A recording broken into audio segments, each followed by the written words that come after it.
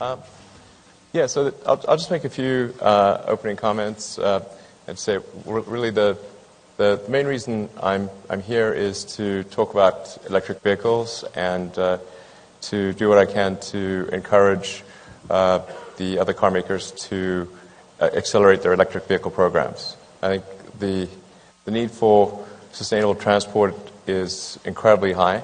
I mean, even in the face of massively declining oil prices, I think it actually becomes more urgent that that the auto manufacturers transition to electric and put a huge amount of effort behind their electric vehicle programs. As you know, at Tesla we've open sourced our patents, so we're trying to be as helpful as possible for the advent of electric vehicles. We've also said that our supercharger network, we're happy to have other car makers use that supercharger network. And we're really doing everything we can to accelerate the advent of sustainable cars. And so I think I'm hopeful that by coming here and maybe answering some questions, I can explain why I think the opportunity for electric cars is tremendous and why I think that all transport, with the ironic exception of rockets, will go fully electric. And so it's really just a question of when it goes fully electric. And if we can make it go electric sooner, then that will be much better for the world. And we do have a significant danger with fracking technology, which is, I think, really still at an early stage. Because I think fracking probably increases the accessible oil and gas in the world by perhaps a factor of 10. I mean, we don't really know what the full extent of it is, but it's probably something like an order of magnitude, which means the potential harm to the climate is really much greater than it was before, and we can't rely on scarcity to drive the price of oil and gas high. And have that be an adequate forcing function to move electric. So we have to figure out how to make electric cars themselves compelling without that economic forcing function of high gas prices. Thank you. Very good.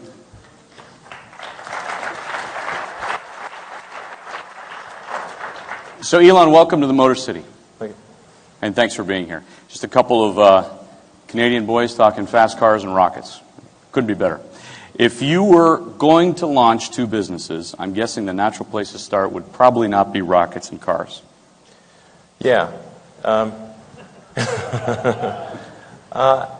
think for sure if you were to rank order companies to start and say what is likely to succeed and what has the best risk-adjusted return, pretty sure starting a car company and a rocket company would be at the bottom of the list. So why cars and why space? Well, because in the case of cars, it was very important for there to be an example of an electric car that was great. Like, there were no great electric cars. So people thought electric cars were like a golf cart. So they were slow and didn't maneuver well and had low range or ugly, didn't have much functionality. And that's the picture that people had in their minds. And we had to show people that an electric car could be fast, sexy, handle well, long range, and be a great car. And that's what we did with the Tesla Roadster. So it's really important to sort of just break the mold, to address that misperception that one couldn't make a great electric car, and then to show that if you made an electric car with all those attributes, that lots of people would buy it. Because even after we made the car, a lot of people said, well, yeah, you made this electric sports car, but nobody's going to buy it. And then so we had to show, yes, there is demand for it, and the same for the Model S. And then with our Model 3 down the road, showing that it's possible to build a compelling, long-range, mass-market electric car. That's, I think that's the third part of the strategy that I outlined with my first blog post about Tesla now almost 10 years ago. So that's... You had a few people doubting you. I mean, when you go back to... Just a few. Just a few people, right. Here and there. If we go back to 2008, you've had a couple of failed rocket launches. You've got a lot of Teslas sitting around in the garage. There are some issues there. In an instant, you receive funding from NASA, a huge contract from NASA for $1.5 billion, and then you also get funding for the car company. But you were at the bottom, correct? I mean, you were... Yeah, I think this is important to emphasize, because when people look at, say, Tesla and SpaceX now, and they sort of think, well, maybe they were always in a healthy position. But it wasn't. No, from the beginning, we were in really dire straits. No one would take us seriously, neither the rocket company or the car company. They just thought, well, he's sort of an eccentric rich guy, and he's going to lose all his money. And they told me that several times. I mean, the most common joke I heard was, how do you make a small fortune in the car business or the rocket business? And the punchline is you start with a large one. Right. So it's like, I'd heard that joke so many times, I would just hit them with the punchline before they had a chance to say it. And you nearly had a nervous breakdown around. I mean, this was a personal. I'm that close to a nervous breakdown. Okay. But I did think to myself on the Sunday before Christmas in 2008, waking up the Sunday morning thinking, I never thought I was someone who was capable of having a nervous breakdown, but this is about as close as I've ever come. Because things were really so dire. As you alluded to earlier that year, after the first 3 rockets had failed of our Falcon 1 vehicle, and I'd only really allowed for enough money for 3 flights, so we had to desperately try to scrape together enough money for a 4th flight. And then with Tesla, the financing round fell apart in the summer of 2008 because the whole financial markets were crashing and GM and Chrysler were going bankrupt and nobody wanted to give us money. Not an ideal time to start a car company. Definitely not. I mean, try to raise money for a startup car company that's making electric cars to boot, which is like that sounded like stupidity squared.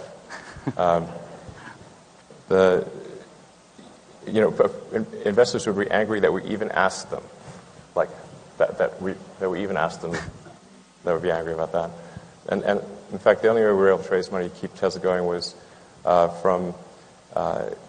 most of the existing investors agreed to fund the company, and I put all of the money that I had remaining into Tesla. So it still wasn't. It was amounted to about, in total, about $40 million, 20 of which came from me, and I was tapped out.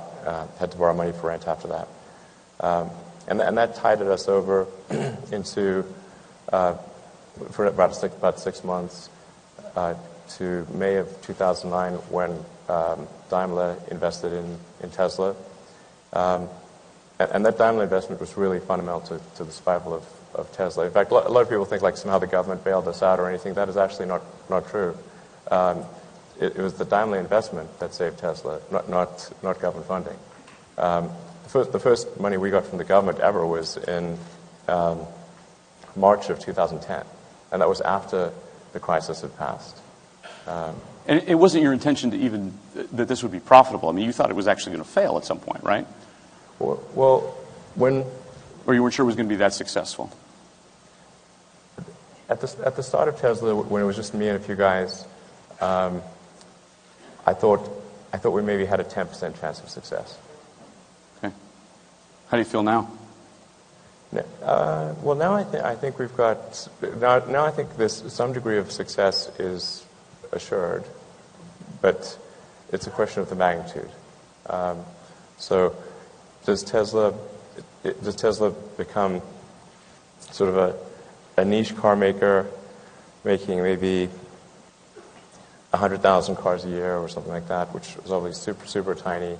That would be, 0.1% of market share.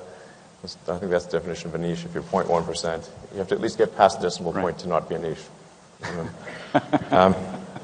So that's one possible future. 100,000 or yeah, or your stated goals of 500,000 by 2020. Yeah, I think we'll probably aim to do more cars than that. I'm not necessarily by 2020 sure the 500,000, but I think we'll probably continue past that. You'll continue past the 500,000. Yes. Okay. Within which time? Within what kind of time frame? Let's say, I don't know. I think we should be able to get to probably at least a few million cars in 10 years, a year. So by 2030? By 2025. Oh, by 2025, okay. We can probably get to a few million cars a year.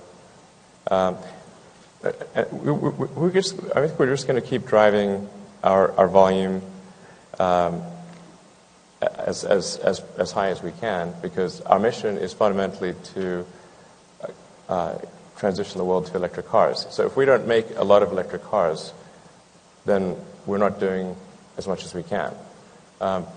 Now, I mean, that being said, I think most of the good that Tesla will accomplish is by sort of cutting a path through the jungle to show what can be done with electric cars. So you think that the industry as a whole will adopt a greater... Yes, I think it's sort of the biggest impact that Tesla will have will be the degree to which we induce or cause other car companies to accelerate their plans for electric vehicles. Do you feel they have that kind of passion right now? It's a little bit, not much. You know, it's clearly not it's not front and center. Yeah. There were some vehicles shown at the Detroit show, for example, that are more in your segment than others. Yeah, I think that's great. I hope to see a lot more of that. But until we start seeing serious numbers of electric vehicles, that it's hard to say that there's a ton of effort behind it. Yeah. So I think we really... Why is that? Well, I think for a lot of people in the auto industry, it's not clear that the economics work for electric cars. I mean, it is a new technology architecture. And usually in the car industry, things don't change that much technologically. Relative to, say, consumer electronics, the pace of change is relatively slow. So I think for a lot of the car makers, they're uncertain about the demand for electric cars, and you get sort of a chicken and egg problem. Like if you don't know whether there'll be high demand for electric cars, then you don't want to make the investment to build them at scale, and so then you don't know. You never find out what the demand is. I mean, there are certainly some exceptions like Nissan, and it's not what GM announced earlier. So, I mean, that all sounds good, but compared to the 100 million new cars and trucks made every year, we're still talking very, very tiny numbers. So you're hoping that the industry really gets on board with the electrification plan, and that within that sweep, that Tesla then grows to these levels that you've just said. Do the economics work for you currently? The economics do work for us. Yeah. I mean, I can't speak to our quarterly results before the quarterly results, but you know, we've been able to achieve a gross margin in the mid to high 20s. So that's a pretty good number, and you know, we are negative cash flow because we are investing a lot in automation in the Model X product line. Just basically scaling up our production, building out our sales and service infrastructure, building out the supercharger network, and developing, doing the final tooling for the Model X, doing some advanced work on the Model 3. So we're spending a lot of money. But if we were to just sort of scale back our growth and just go for moderate increases in, say, the Model S customer base, we would be profitable by any measure. And I think decently so. Some say, I mean, the criticism out there is that every OEM adheres to GAAP accounting. We do too. With a call out for some non-recurring items, but you leave out some costs that are permanent requirements of GAAP, such as stock option expenses. So under GAAP, they're in there. Okay, under GAAP, do you make money then? We don't make money under GAAP. We could make money under GAAP if we weren't growing and investing huge amounts of money. We certainly would be GAAP profitable. Yeah. Why not just release it the way everybody else releases it? Well, we do. We are required to release GAAP financials. Okay. We do. Okay. When it comes to that kind of scale, when you mention those numbers and that sort of scale, that's going to require enormous infrastructure, right? I mean, let's just look at, the retail network as one point, the service side of things. Sure. How do you get to those numbers with the current situation that you have now?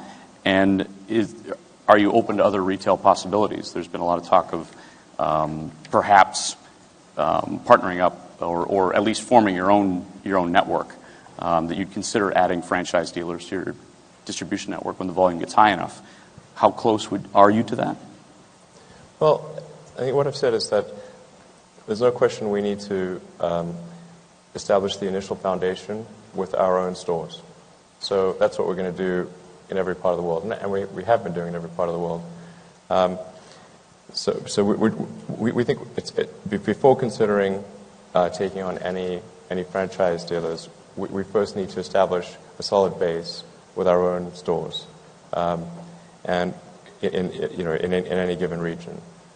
So once we've done that, and we're able to catch up with our production rate, because Tesla's just been production limited for the last since we came out with the Model S, we've been production limited. So most of our focus is actually on production growth as opposed to demand generation.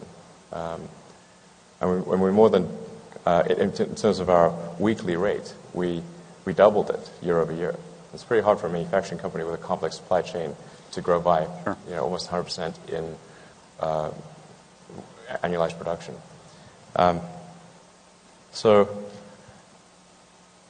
I think at some point we'd consider franchise dealers, but we want to first establish just a few stores of our own, and we've struck various deals in places like, for example, in New York, state of New York, where we the law now allows us to have up to 5 stores, and then beyond that we would have to go to franchise dealers. We're okay with a compromise of that nature in other states, like Michigan, for example. Right. I think that's a pretty fair compromise, and and then we feel secure at the stage of the company, because I don't want to be complacent about Tesla's success, and it is hard to sell electric cars. It's a lot more effort to sell it than a gasoline car, because there's a lot more education needed, and I just feel it's very important to have our destiny in our hands at the early stage, and then we can transition later if we can find the right partner, because obviously we would only do this if we were sure that a customer would have a really good experience.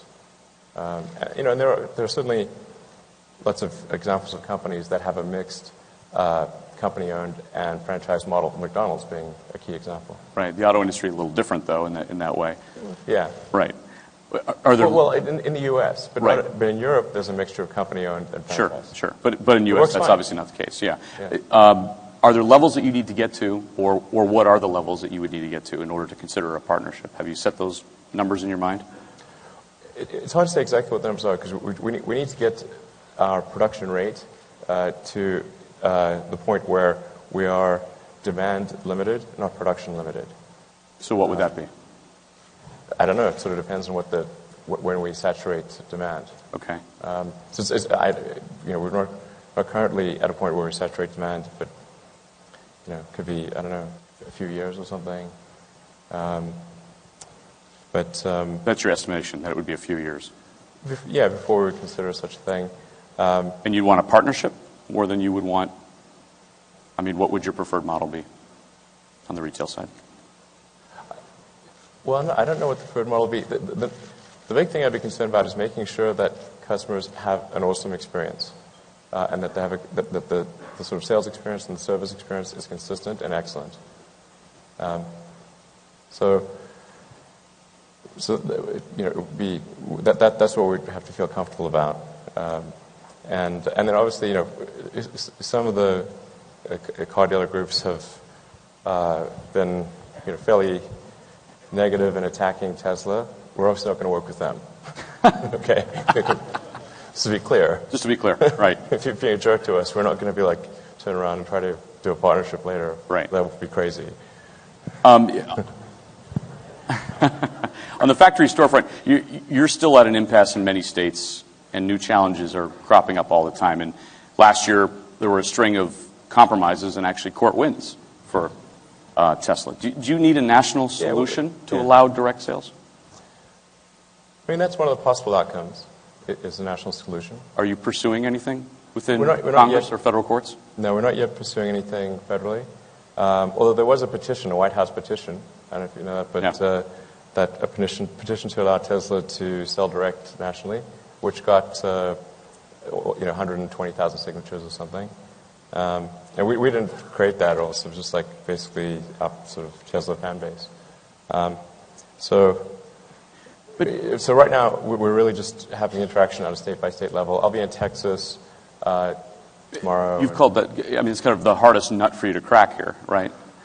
Texas is a very important market for us, for sure. And you lost in 13. Yes. What's going to be different this time? Well, I think in 13 we didn't have enough time to really talk to the key legislators. And we actually did pass in the House. Right. But the bill never made it to the Senate. Senate, right. So I think that I think it's mostly just about getting people comfortable, making sure there's a reasonable compromise here, and seeing what we can do. I do think, in the case of Texas particularly, direct sales is fundamental to the Texas ethos. I mean, Michael Dell, who started Dell Direct, right, in Texas. Okay, so like clearly, Texas is pro-direct, and so the prohibition against direct sales, I think, is antithetical to what Texas is about. It's untexing, and so I think we've got a decent chance of figuring out some compromise legislation in Texas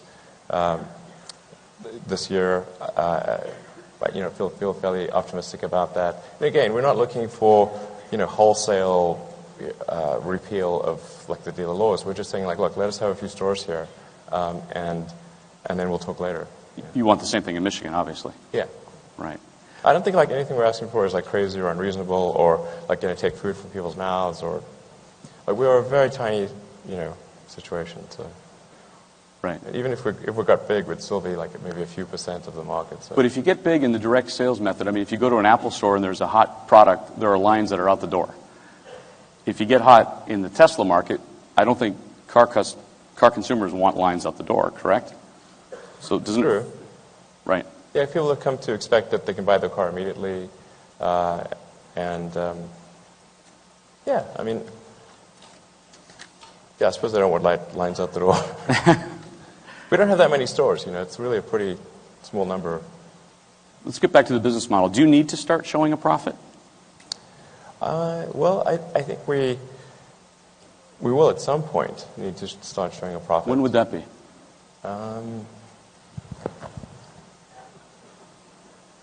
When would that be? I guess probably when the Model 3 is in full production. Which is when? I mean, we feel pretty comfortable saying 2020, like at the so that, getting to that 500,000. I think when we're doing 500,000 cars a year, I think we should be profitable at that point, or by 2020, we're doing something wrong. Yes. You got to start making some money. Yeah. Okay. I think there'll still be a lot of room for investing in future technology, but at that point, we should be at a reasonable scale where, despite investing in new technology, we're still profitable. So, just to be clear, you're still on track for the 500,000 by 2020? Yes. Okay. How many Model S's did you sell last year? I can't say the number because I'd be front-running the earnings call. But we're pretty happy with the number of cars that were produced and ordered. With Tesla, the metrics are a bit different because in the normal car business, sales and deliveries are the same thing. Because the cars go to the dealer lots and then they get sold. But in the case of Tesla, and so that's a real understanding of the demand level. In the case of Tesla, since most of our cars are ordered in advance, the actual measure of demand is how many orders does Tesla have on the books, because they're built to order, right. And there's a typical waiting time of anywhere from 1 to 4 months. So you had said you wanted to sell 35,000 last year. That was the goal. That was our aspiration, yeah. Did we come close? Again, though, it's. Or did you have enough orders? Our aspiration was to deliver Right.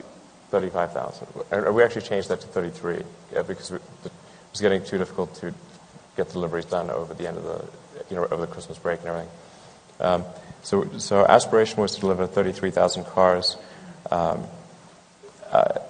We sold, in terms of orders for cars, far more than that. Okay. And then there's a question of how many cars were manufactured, and then how many cars were delivered. So those are the metrics that really are important, and we need to do a better job of educating the media so they don't conflate gaps like sales, meaning deliveries, with actual demand, because they'll think, oh, deliveries went down, so that must mean fewer people wanted your car. But actually, the reason deliveries went down is just that our manufacturing ramp was slower than we expected. Well, because you don't report monthly sales and delivery numbers, the investors and media kind of guess at all kinds of crazy methods and put out all kinds of bad information. So every OEM reports sales by market. Why not release the number like any other car company? I think we probably will in the future, but I think once every 3 months and once every month it's not a huge difference. I'm not sure how that actually helps, really. It helps if you're in the press and you could write 3 times as many articles instead of 1. Okay.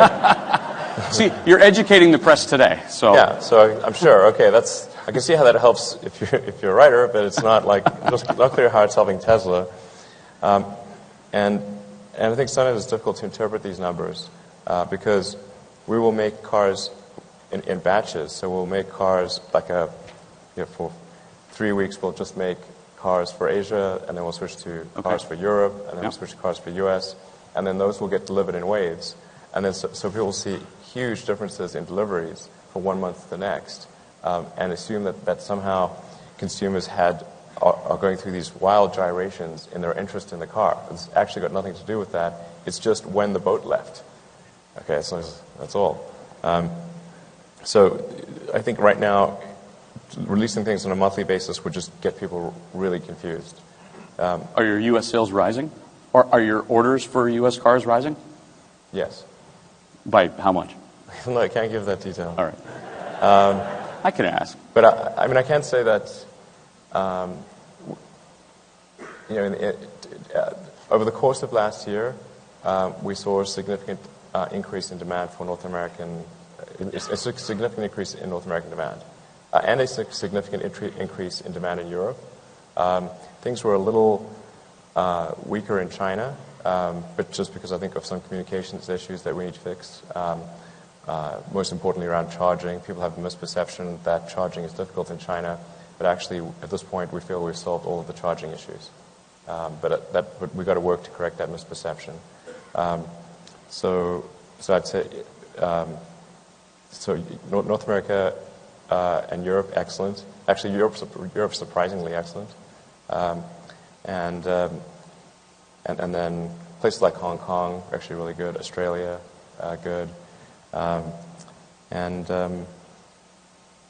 then China was sort of unexpectedly weak in the fourth quarter.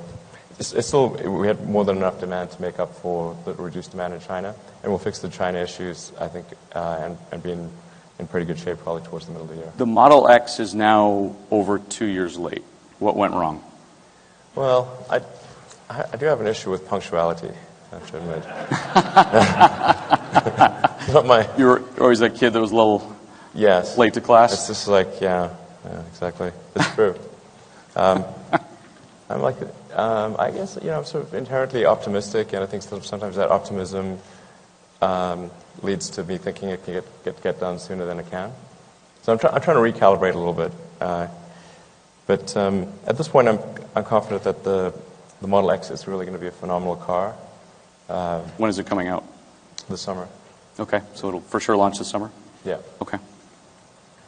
Yeah, for sure this summer.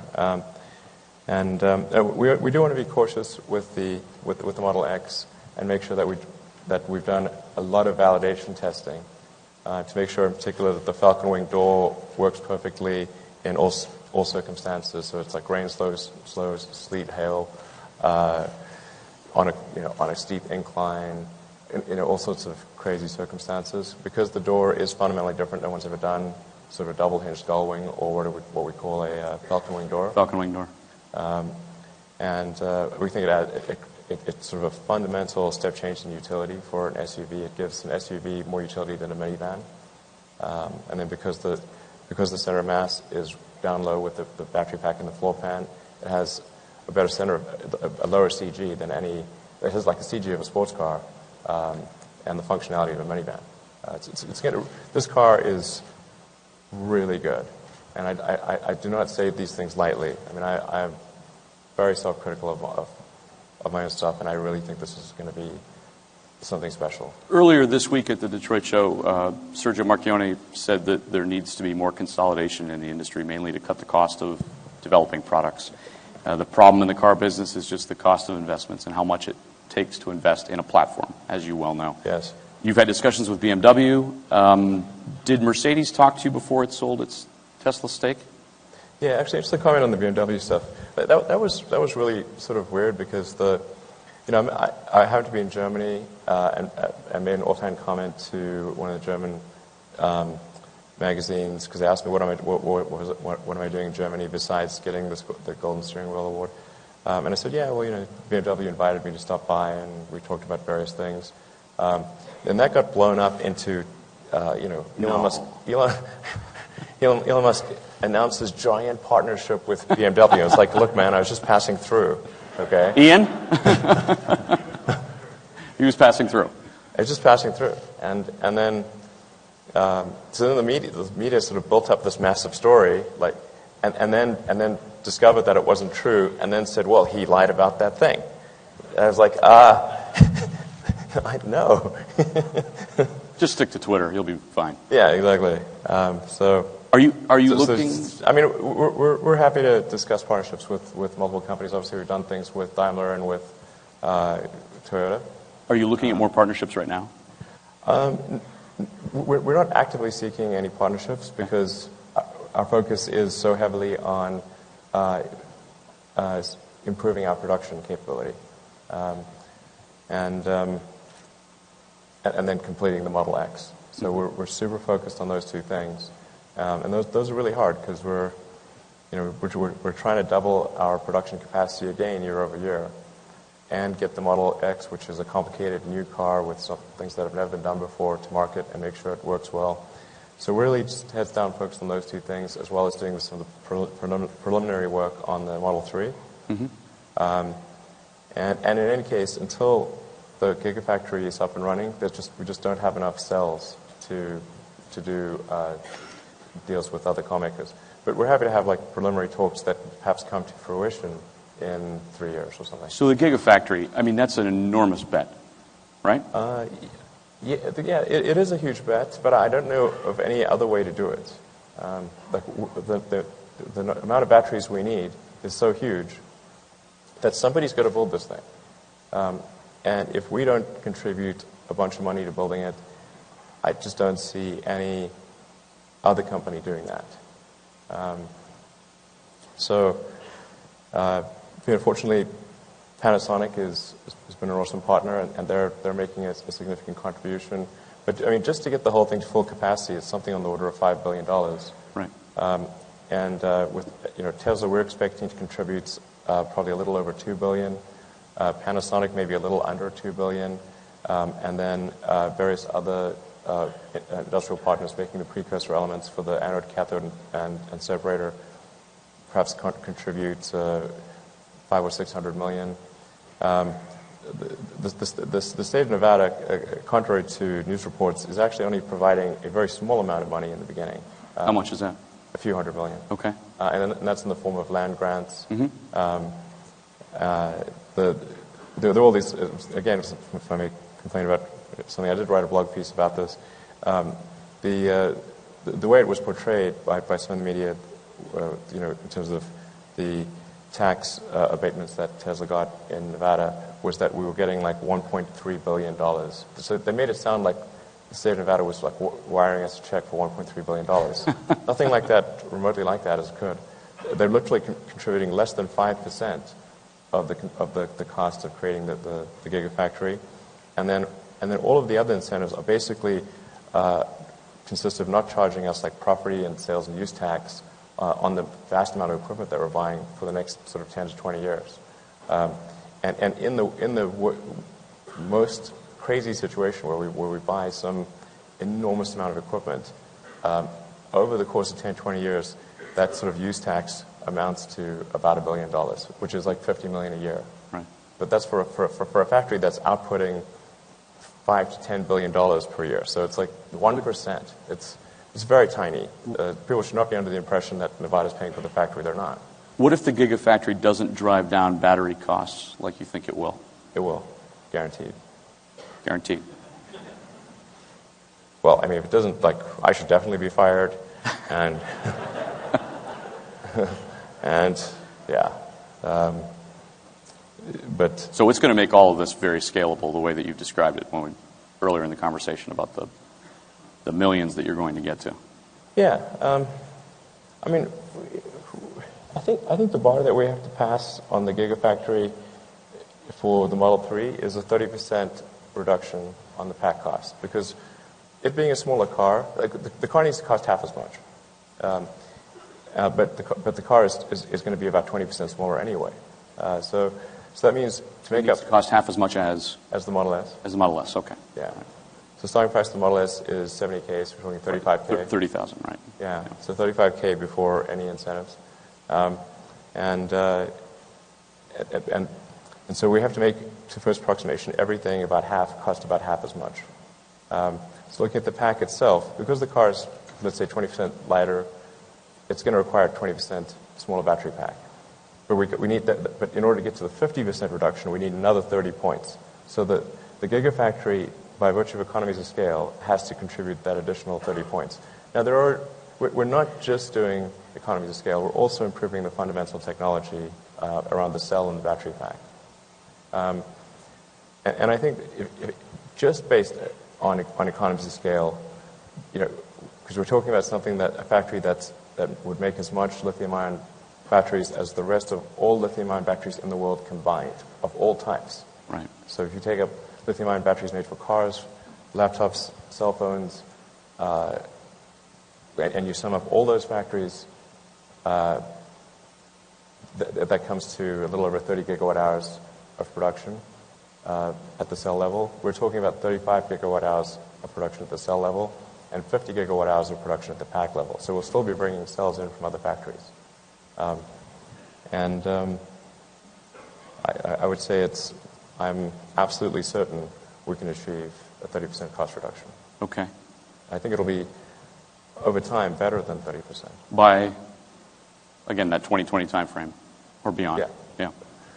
Your parts... High confident 30% by 2020, and with continued reductions after that. Okay.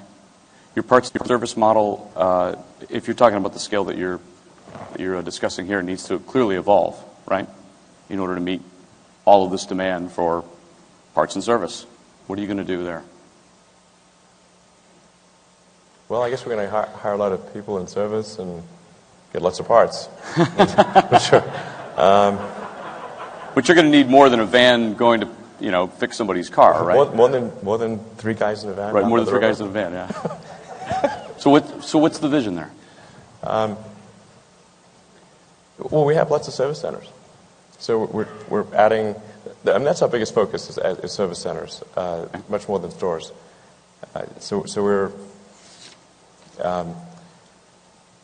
acquiring a lot of service centers and hiring a lot of people and building out that service infrastructure.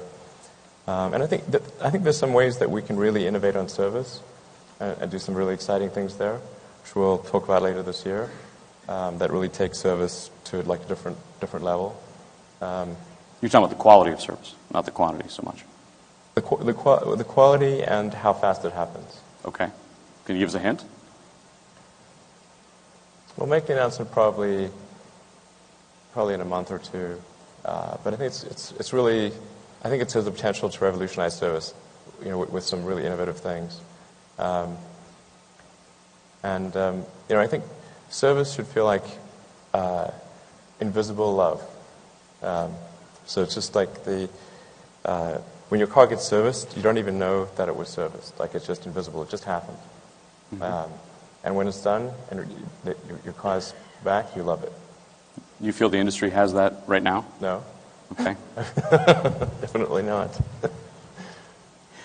Some say, you represent yourself as an entrepreneur. You get government, yet you get government subsidies in various ways, whether it's the battery plant or the solar plant or your rocket company.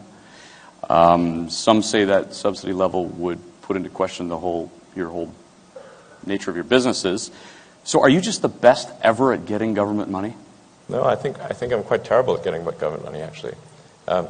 So if you look at Tesla and SpaceX and SolarCity, they got no government money at all in the first sort of half decade of their existence. Nothing. Government wasn't doing anything. And then I'll go through each one. In the case of Tesla, as I mentioned, the first government money we got was March of 2010, 7 years after the company was started. And that money was specifically for Model S development and for powertrain factory development. So we got $465 million, 365 of which was for the Model S, 100 for powertrain factory that could supply powertrains to other companies. But that was only paid, like, we'd have to spend the money, show the receipts, get it ordered by Price Waterhouse, and then be reimbursed a few months later. That didn't help us with the Roadster business. It didn't help us with anything else, and it only paid for a small portion of what Tesla needed. The money that Tesla needed and has by far been generated in the private sector. So at this point, we've generated, I think we've raised $4 or $5 billion in total, whereas whereas we had one government loan for $465 million. This compares to loans that were vastly greater to GM, Ford, and Chrysler, vastly greater, like 100 times greater. So, in the grand scheme of things, what's remarkable is that Tesla received so little government support, not that it received a lot. Do you see a day when Tesla will be able to sell cars without government dependence? Well, we paid off our loan, by the way. We're the first to pay off our loan, and just in terms of sales incentives.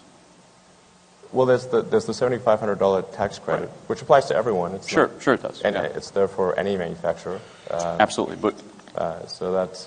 But can you sell without that? Yes, of course. Yeah. We sell it. We don't just sell in the United States. No, understood. So, it was a U.S. question. Yeah. So we sell in 34 countries. Most of those countries have no incentives. Right. So obviously we're still selling cars.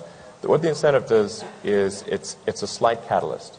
So if our car costs, including options and everything, somewhere between $80,000 and $100,000, and you get a $7,500 tax credit, okay, so you got like about an 8% reduction in the car. That's helpful. Not a deciding factor. It's not a deciding factor. It has a slight positive catalytic effect. Our sales would be slightly less if without that. Okay. That's all. And then there are the zero emission vehicle credits, which those predate the whole CO2 things. I think people forget where the ZEV credits, which that applies to like about a third of the states in the country, but particularly California.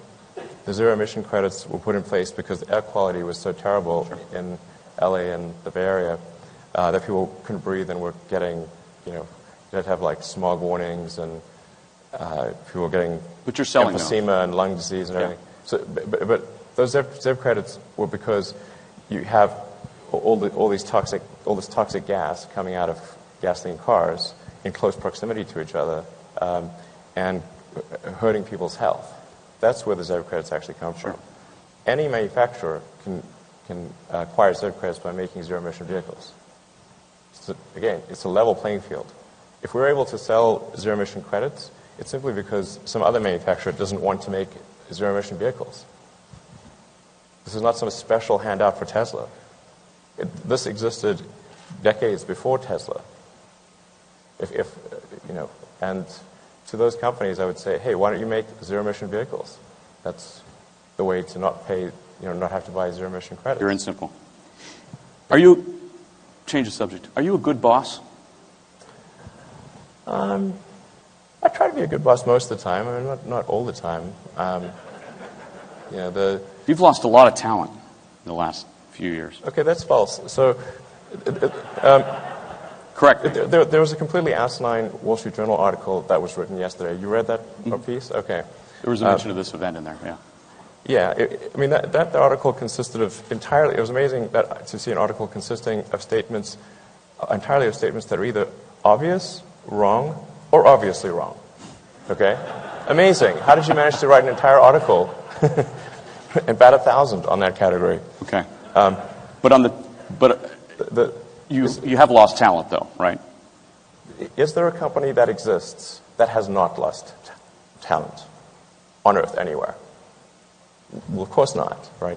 Every company, there's attrition at every company. What matters is what's the longevity of key executives and personnel at the company. Do they stay there a long time, or is there a lot of turnover? Do you feel your turnover rate's in the right place? Our turnover is less than industry average, not higher. That's why the article was so ridiculous. They used the example of like the Tesla general counsel, where they said, Tesla had in the course of 1 year, 3 general counsels. That sounds like a lot, except whenever an executive position changes, in a year, you have 2, right? So all that means is the guy in the middle didn't work out. Right. Okay. All right. Okay. I mean, this isn't rocket okay, science, right? I'll take. Okay, the guy in the middle didn't work out. But Tesla's been around for 12 years. We've had 3 general counsels. That's an average of 4 years per general counsel, which is the standard sort of tenure for a general counsel. The average industry for a general counsel is about 4 years. And SpaceX, SpaceX is a year older. We're 13 years old. We've had 1 general counsel the entire time. So his tenure is now 13 years. So it would be like if I had a problem with general counsels, you'd see that problem manifest itself at SpaceX as well as Tesla. Sure. But in fact, the tenure at SpaceX is 3 times industry average, and at Tesla it is exactly industry average.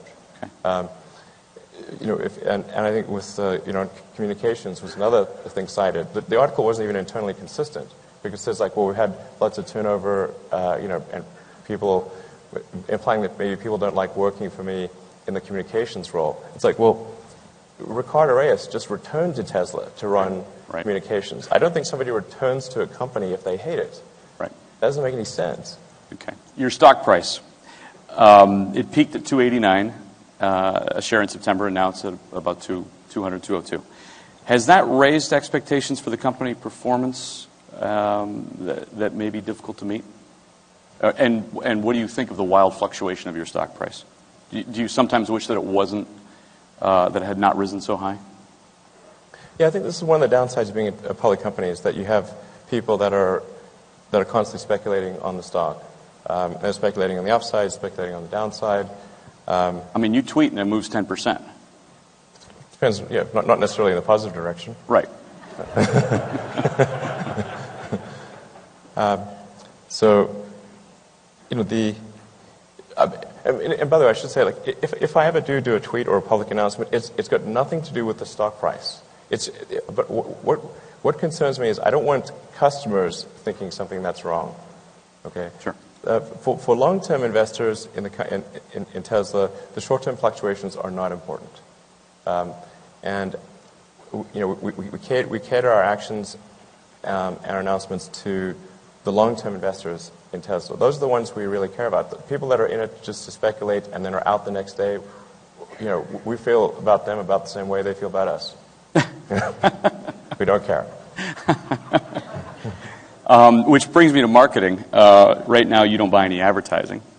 With the sales volumes you just mentioned earlier. Well, like I said, since our challenge is building production rate,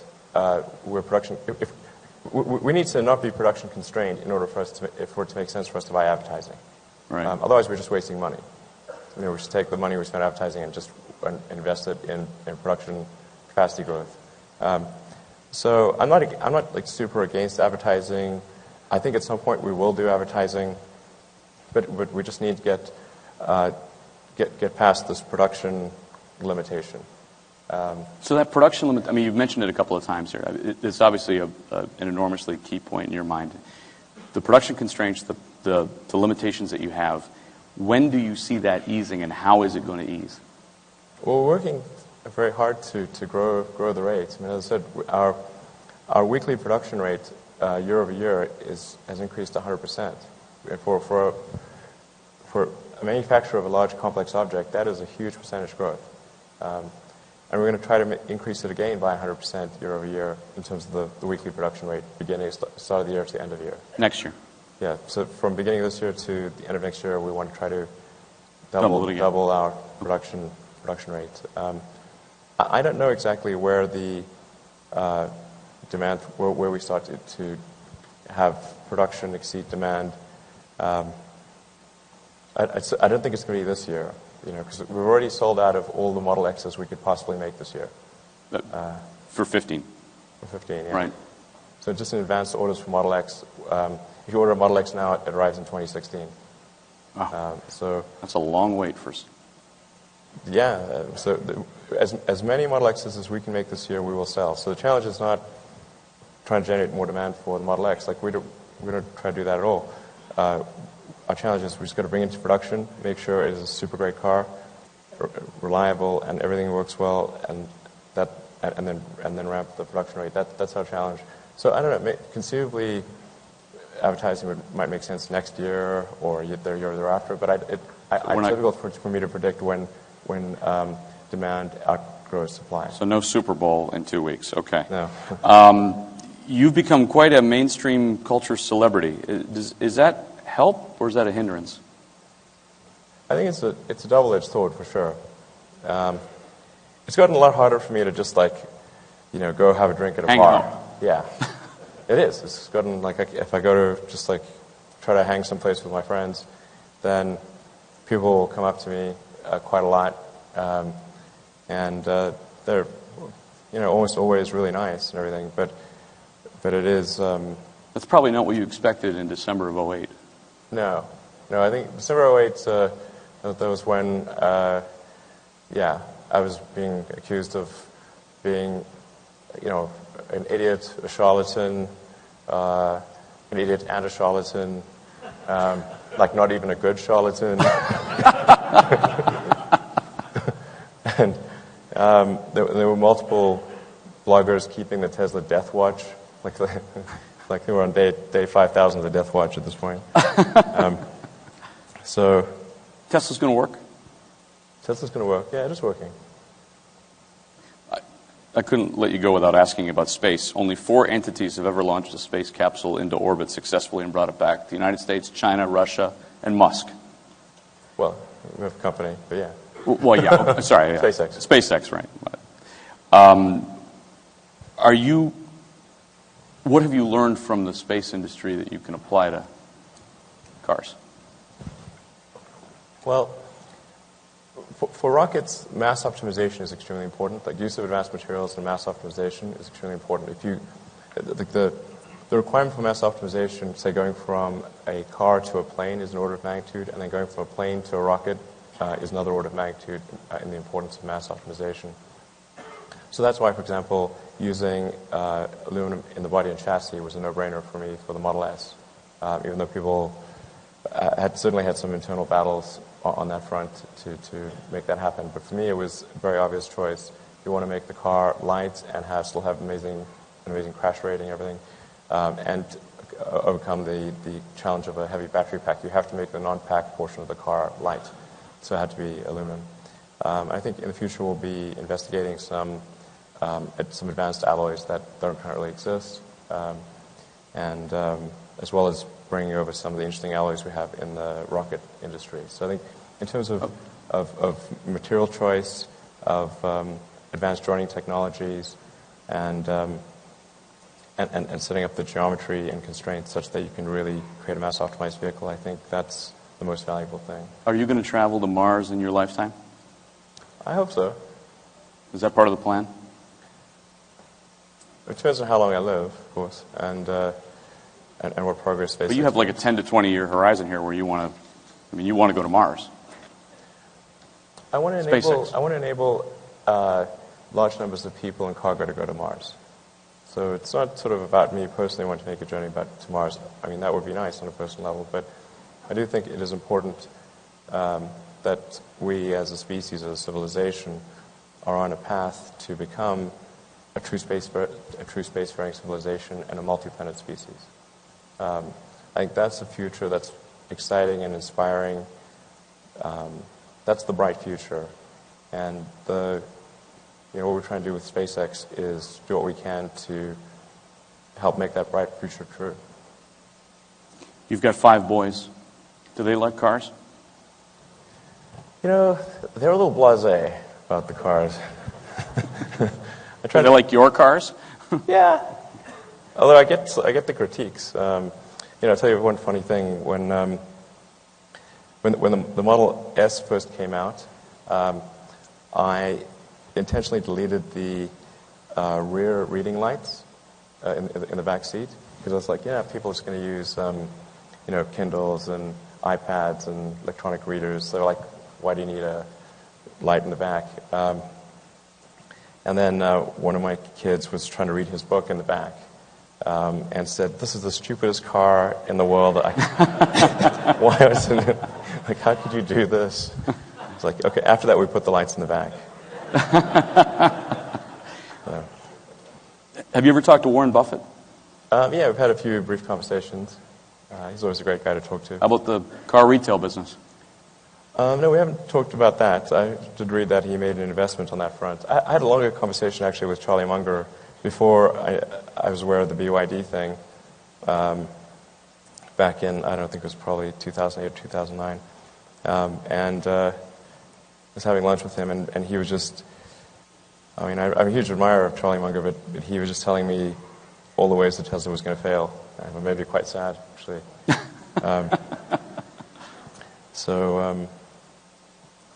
But now apparently he thinks quite highly of Tesla and what we're doing. So. What would you want to see out of the? I mean, you're in Detroit. You're here during the biggest week of the year. What would your message be to the traditional automotive industry? I think the biggest message is just that I really would strongly recommend making significant investments in electric cars. And I think people won't regret making those decisions. Even at $2 a gallon? Yes, absolutely. That doesn't hinder anything, does it? It does reduce the economic forcing function to some degree. The economic forcing function? Meaning high gasoline prices. Right, I know. So there is some reduction, but $40, $50 a gallon is still fairly high. A barrel is still fairly high. And I think there will be increasing efforts by environmental groups and governments to place a price on carbon. Obviously, that wouldn't just affect the price of carbon for gasoline, but it would also affect it for electricity and everything. But an electric car is so much more efficient that even if all the electricity was generated by hydrocarbons, it's still better to, in terms of CO2 per mile, to have an electric car. So I think there's going to be huge societal pressure towards electric cars. And I think they're just sort of fundamentally better. It's just a fundamentally better architecture. You can have very high torque. The efficiency of an electric motor can be upwards of over 90% compared to a gasoline engine at more like 20%. So I think that's where the future is going to go. But it's only going to go there if the big car companies make risky decisions to do electric vehicles. And I hope they do. And as I said, we're trying to be as helpful as we can be, which is sort of counterintuitive because, why do we want all these competitors? Well, that's the point. And you've seen some competitors come out this week, and it is counterintuitive. But the way you describe it, the more the merrier. Well, the reason that I'm doing it, and certainly a lot of people at Tesla are doing it, is because we think it actually is going to make a difference to the world if we transition to sustainable transport sooner rather than later. We're not doing this because we thought it was like a way to get rich or anything. Like I said, I thought maybe 10% chance of success at the beginning. I thought I would just lose all my money, and almost did. So it's not like it was came very close to losing everything. I think we're really going to regret the amount of carbon that we're putting in the oceans and atmosphere. I mean, we're really going to regret it. Great. Thank you very much for coming here today. Right. I appreciate it. Thank you so much. Elon Musk.